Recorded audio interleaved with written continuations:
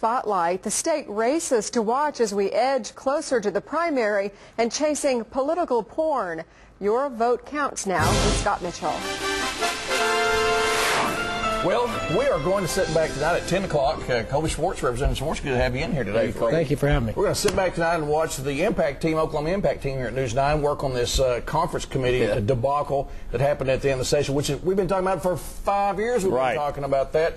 It's really good that we're seeing people get involved and trying to take a look and make it a public discussion about the last-minute conference committee reports. Right. Well, you know, back when my friends were elected, the Republicans took over in 2004, you know, new day at the Capitol. But, you know, it's amazing how much things change, things remain the same. The conference committee system, Colby, you know it as well as I do, is turned into an absolute farce. You go through all of these days of session, the House committees, House bills go to the Senate, back and forth it goes. And then in the waiting days of session, it becomes a magic show. Everything in the world gets dumped in, gets taken out. There's no transparency whatsoever. One of the things you guys talk about is more transparency in government. Let's change it. Let's do it right. Well, you know, it's a little shot at the arse, but the woolly boogers have been with us always. That's right. I agree with that. And I think everybody says we got to do something to stop that. But when the arse took over, it really just kind of ratcheted up. What do we need to do, Colby?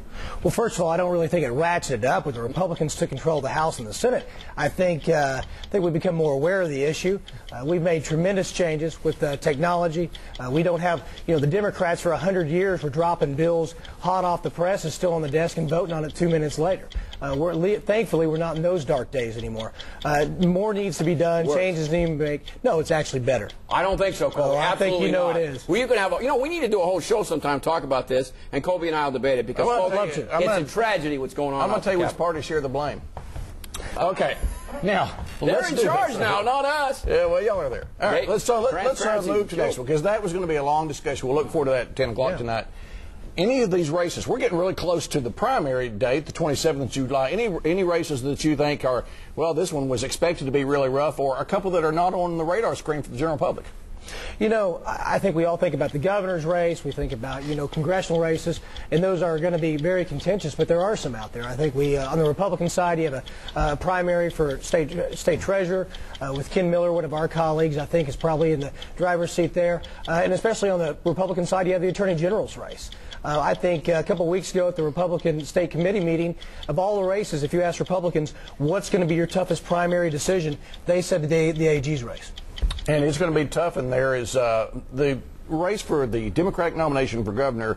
It's staying civil, but, man, it's getting close to the end, and it looks like it's a deadlock. It is. It's an absolute deadlock. It's an absolutely you-pick-em an election. It's going to come down to which camp, the Edmondson camp or the Askins camps, get out their voters in this particular race. There's to be a small people going out to vote.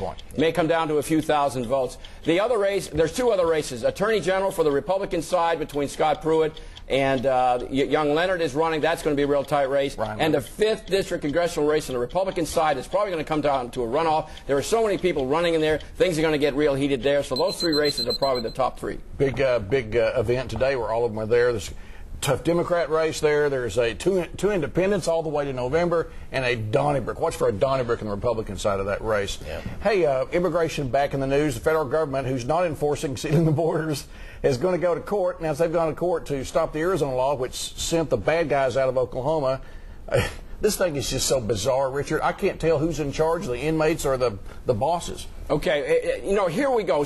National security is a federal government priority, but they have dropped the ball through successive administrations, both Democratic administrations going back to Clinton, on in through the Bush administration now into the Obama administration. It's their responsibility. But people are frustrated. The people in Arizona are frustrated, and rightfully so. The people in Oklahoma were frustrated, and that's why we passed House Bill 1804.